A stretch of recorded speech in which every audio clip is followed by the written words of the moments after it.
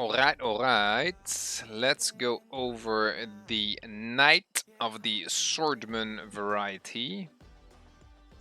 Let's just start on his promotion class. We are melee damage. We get attack power and health from here and some different weapons. We're just stuck with a sword in here. First enhancement is Oath of Will, which generally is a energy recovery, and now also gives us 25% crit for 15 seconds or until we hit 3 crits, then it falls off. Pursuit has a reduced cooldown. We currently don't have it in the spec though. And Obliterate inflicts a bleed with a 100% chance to critically strike. I tested this out. It does crit. It's just it doesn't really show as a crit because the damage numbers were double of these though. Okay, that's fine. So Obliterate applies a critting bleed and just doubles the bleed damage, kind of. Not super interesting, but we'll get to the juicy parts. We got the Valorous Strike in here, which is an execute ability. Alternatively, it is a lifesteal buff. You get to choose. The second part is either execute or a lifesteal buff. Then we have the Swordsmanship passive in here. There is a chance to cast Mighty Surge when we perform a non-shield melee attack. And this increases the damage I deal with all non-shield attacks by 100%. It procs once every 20 seconds. It lasts for 10 seconds. Crazy. Then we have the passive node in here, which is just crit strike, crit damage, etc.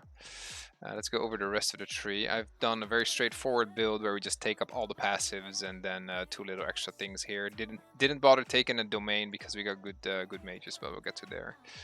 Okay, so we start with shield swipe, which is just a 2-part attack, which is a stun. And we get a shield block option as well, so you choose between getting a dodge roll in there or getting your shield blocking up. The shield block on this guy is kind of crazy because it increases your damage by 15% for each 150 damage you take while blocking, and it stacks. So yeah, if you're blocking before an engage, stacking up your damage, you just got a lot of power out of there. Okay. 2 passive nodes in there, just strength, dex, constitution, all the kind of good stuff. Down here we have shield bash, which has an auto crit if we use it twice within 5 seconds. So drawback is we need to use a different shield attack to actually get a charge of shield bash or 3 auto attacks. But yeah, if you cast this quickly, it will always crit. Up here we have retribution strike. I currently don't have this one on the bar. I don't really care too much about the Thorns buff and whatnot, but we needed it to get through, so let's go over that one. The Noble Blood is a damaging spell against enemies in a cone.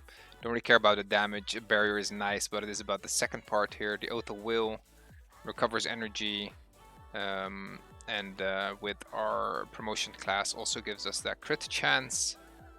Then we go down here to endurance. Whenever we stun or knock an enemy down, we heal for 750 health once a second. So that is a lot of sustain. Up here we got spiked shield. Whenever we use a shield attack, we debuff target's physical mitigation by 20%. Awesome, straightforward but awesome. And then we have onslaught in here, which is a wonderful branching attack. So the first one just deals damage. The second one, you get to choose between Brutal Strike or Twin Assault. The beauty about Brutal Strike is that it's a shield attack, so it resets the shield slam. The Twin Assault is kind of whatever, but if you want to use Obliterate, you got to use Twin Assault. And Obliterate is the spell that got enhanced by our promotion class to auto crit. Alternatively, after the shield, the Brutal Strike, we can use Shockwave to do a knockdown. So a lot of choices to be making here in this attack. Like 3-part attacks are generally kind of hard to pull off because you often get interrupted and CC'd in the middle of them, but this one is very potent. Then we go over to our majors. I've taken Shield Master. It gives us a Brutal Slam, lowers enemy resist by 1000 for 30 seconds, and it increases the base damage of Shield Bash by 50%. And this is the thing that makes all my shield attacks refresh the cooldown or give me a charge of shield bash. So that works together very nicely. And then Master of Swords in here, it's a critical hack and it's an iron skin.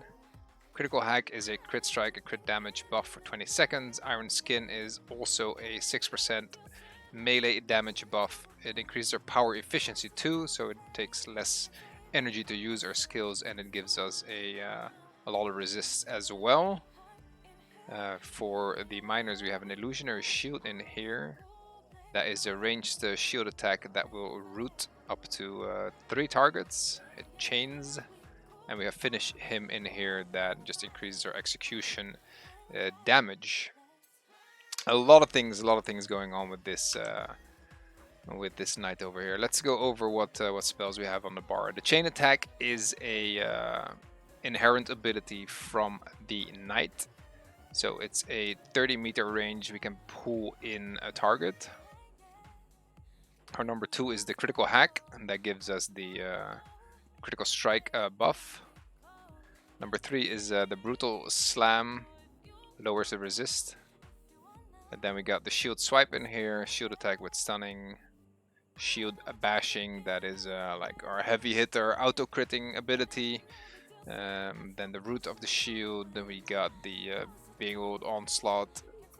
We have the execute and or lifesteal, and then our Oath of Will and our Iron Skin.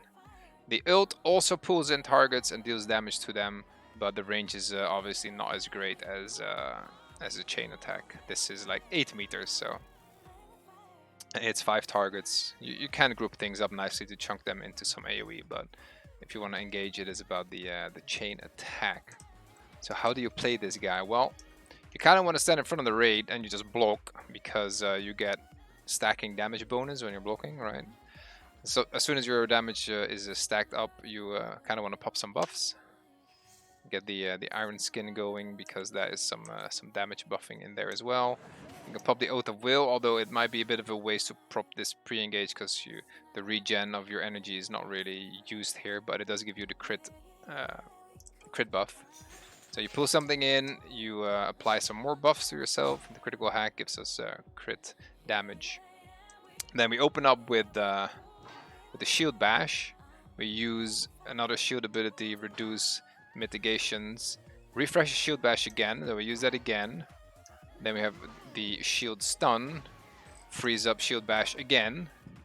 Then we have our root, freeze up shield bash again. So as you can see, you can in between all your other shield attacks, you open up the shield slam again, and that's just a great damaging ability because it auto crits if you use it in quick succession, right? Then if your target is getting low enough, you get to either blind them or stun some people. And then we have the execute ability at the end here, so that's kind of what is in the kit here. Beautiful thing about the execute ability, it's also a lifesteal. We can also add some lifestealing buff to ourselves if we don't need to execute yet, just sustain some damage. We can use it. That the cooldown is not super long, so that is a nice thing to have. So this is the brutal strike, the twin assault, deals some AoE damage, and obliterate. It deals a lot of damage, right? It's AoE, it auto crits, it applies a bleed. It is very potent, the obliterate. Maybe it's hard to choose whether you want to knock people down in front of you or around you, apply bleeds and do damage. It's a bit of a choice, this spell. Good stuff in there, but I don't know how reliable it's going to be. 3-part combo, but it's in there. It's in there. The only thing I had to cut from the bar here was the retribution strike here. It just didn't fit anymore. The rest we managed to fit in here. And the ult, as always, gives you some CC immunity and damage reduction for like 5 seconds when you use it. I think this one is very, very potent, very strong melee DPS. He has kind of everything in this kit. He's got sustain, he's got a lot of tankiness. You get to stack up your damage while blocking. Like, he's got a lot of damage, a lot of spike damage, a lot of buffs. Group utility, not so much, but he does have all the CC and the pulling ability, right? You can just force the engage by pulling something into you. So I think this is if you want to play DPS but also be able to do kind of everything. You can tank, you can engage, you can do damage. I think he is very, very strong. The only thing, it depends a little bit on your composition, whether you want to run shield block or just your dodge ability, because it does give you a lot of damage if you get to stack up pre-engage with your blocking damage bonus. That one is shown here, the shield block.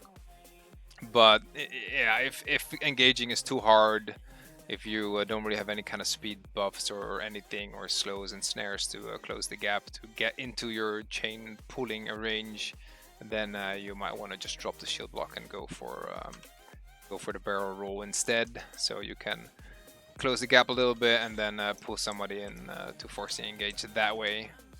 But yeah, that's about it for the Swordsman over here.